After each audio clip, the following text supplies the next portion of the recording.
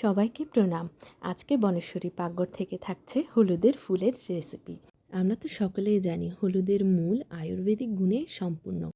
অনুরূপভাবে হলুদের ফুলেও সেই পুষ্টিগুণ রয়েছে।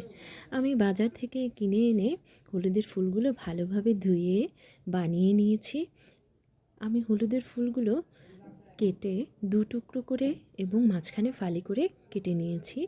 এবং চাইলে এটা আপনারা আপনাদের পছন্দ অনুযায়ী সাইজ অনুযায়ী কেটে নিতে পারবেন। আমি জল গরম করতে দিয়েছিলাম, এর মধ্যে দিয়ে দিলাম লবণ, তারপরে বানিয়ে রাখা হলুদের ফুলগুলো দিয়ে দেব। এ পর্যায়ে আমি ঢাকনা ছাড়া সেদ্ধ করে নেব, যেন কালারটা পরিবর্তন না হয়। দেখুন আমার হলুদের ফুলগুলো সেদ্ধ হয়ে এলো।